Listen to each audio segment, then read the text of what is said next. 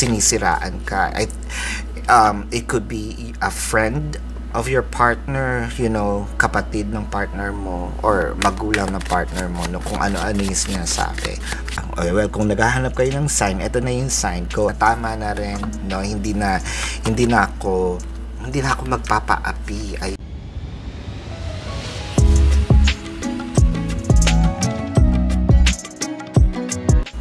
Hello Gemini, maraming salamat sa inyong panunood, no, doon sa for the month of April.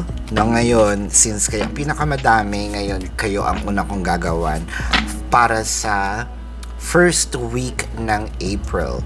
So, tignan natin. Para nga pala sa mga bago, don't forget to click the subscribe button. Don't forget to hit the notification bell. Especially, nagla-live ako dun sa kabila. Baka gusto niyo sumali, no?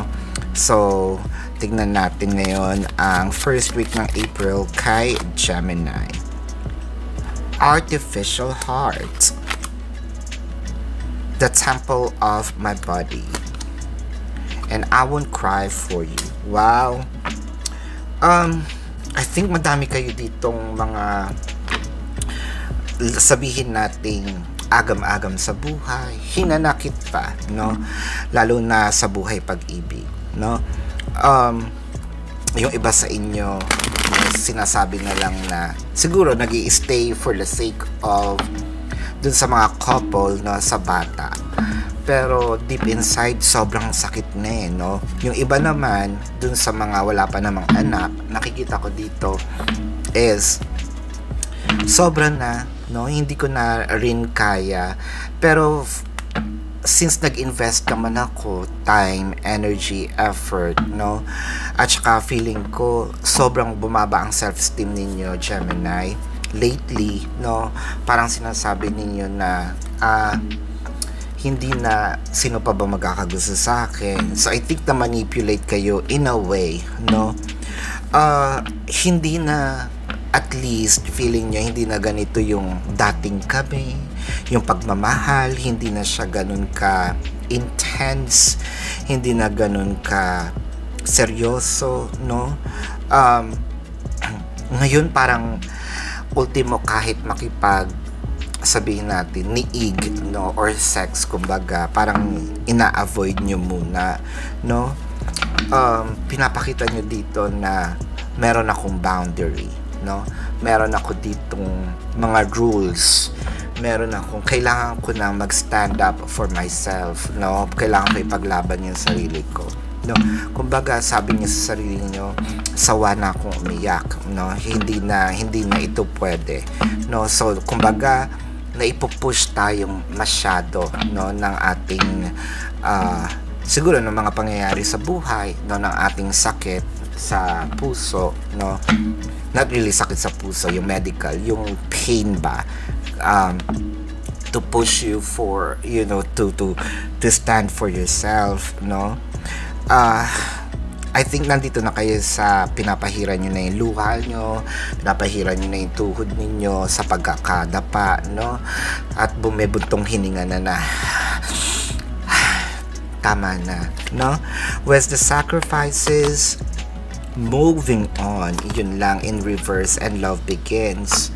So ang nakikita ko naman dito, yung iba nananatili, well actually nananatili, moving on, kaso nakabaligtad, so cannot move on. Naniniwala, no, na merong mga pagbabago na pwedeng mangyari. So tignan pa natin, no? Naniniwala na baka someday, somehow, no, na ma-identify ng taong mahal natin na importante din tayo, no? And I think that this was those days bago ko ma-realize na tama na rin, no? Hindi na ako magpapaapi. Ayan, so medyo more powers, no, ang ating peg, no? Six of Cups, the Queen of Swords, the Sun. Yung iba sa inyo na nasa separation, no? Separation can be physical or energetic. Physical, literally, no, wala hindi kayo magkasama. In separation talaga na magkaiba ang inyong lugar, no? Yung iba naman, separations energetically, magkasama nga kayo ni hindi man lang kayo nag-uusap, no? Syempre, ang nakikita ko dito, naku, may taong miss na miss sa inyo. Bakit? Para ano, 'di ba? Feeling ko nga meron ditong galit na namumuo, no? Galit, hinanakit, sabihin na nating poot ba, no? Napaka parang ang lalim talaga ng pinaghuhugutan, no? Kasi hindi ito yung this is not what I signed up for, 'di ba? Hindi ito yung relasyong hinagap ko, inisip ko. Five of Swords and the Hierophant, no? Gustong-gusto mo nang magsalita, no? Hindi naman gustong-gustong manakit. Gustong-gusto mong magsalita, no? Para ipaglaban. I think meron din dito na parang sinisiraan ka. It could be a friend of your partner, you know, kapatid ng partner mo or magulang ng partner mo, no? Kung ano-ano yung sinasabi, no? Parang they are against you. Ayan. With the Death card in here and the Six of Swords, pero hinahayaan mo na lang. Parang kumbaga sa'yo, lalabas din naman ang katotohanan, 'di ba? Ano nga yung sabi nila? Time will tell, no? Time is the ultimate revealer ba or answers, no? With a Hierophant, mas pinipili mong manahimik kesa makipagbangayan. Well, which is true, you're becoming a bigger person, and you are actually a bigger person. Four of Pentacles, Ten of Pentacles, the Seven of Pentacles. Somehow tinitikis mo yung sarili mo na wag mag-reach out, wag makipag-usap for now, no? Kasi inaantay mo yung, let's say, magbago siya, inaantay mo yung mga panahon na ibibigay niya sa iyo itong abundance ba. Yung iba sa inyo, kumbaga, tinipid, no, literally sa pera dun sa mga mag-asawa. I think napag-awayan dito ang finances, no? Kumbaga, mapaghanap, no? Ito na nga lang yung binibigay, mapaghanap pa. With the Four of Pentacles, clarified by the Hierophant or the Five of Pentacles.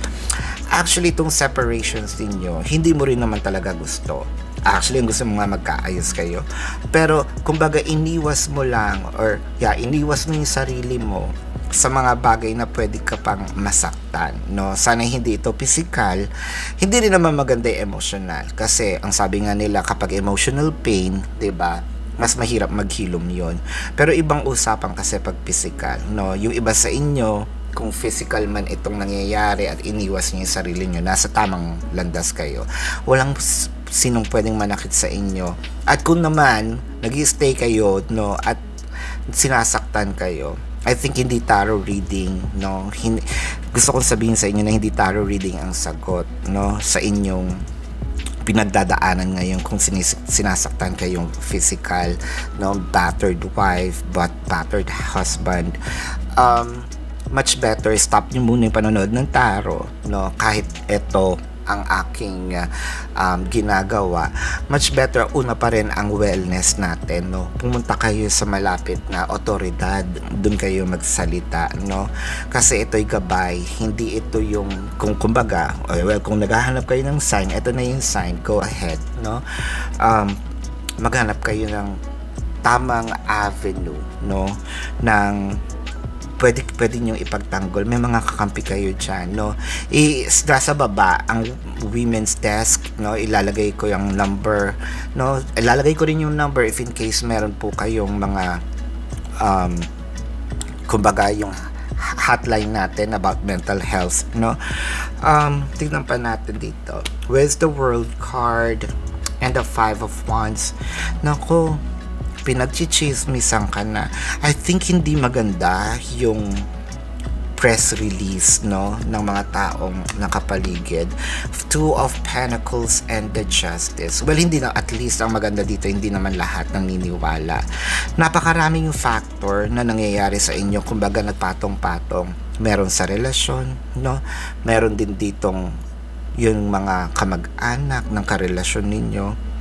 Actually, no, yung karelasyon nyo namimiss ka, gusto kang balikan, no? Pero sa ngayon mas piliin mo muna yung sarili mo, no? Tama lang muna yung i-focus natin ang sarili natin sa i-focus natin ang ating isip sa ating sarili, no? Magnilay-nilay tayo kung ito ba ay tama pa ba, no? Regarding naman dun sa mga chismis sa'yo, well, at least may mga taong hindi naniniwala at kilalang kilala ka, no? At kilala din sila na chismosa. Ayan. So ito muna ang iyong reading for now, Gemini. Tignan natin yung susunod na update. But again, maraming salamat. Para sa mga bago, don't forget to click the subscribe button, smash the like button. Mag-comment po kayo kung nandito kayo. Let me know, no, kung nandito kayo sa sitwasyon. Check nyo po yung phone numbers ng pwedeng makatulong sa inyo. Again, love and light. Namaste. And see you sa mga susunod na reading. Goodbye.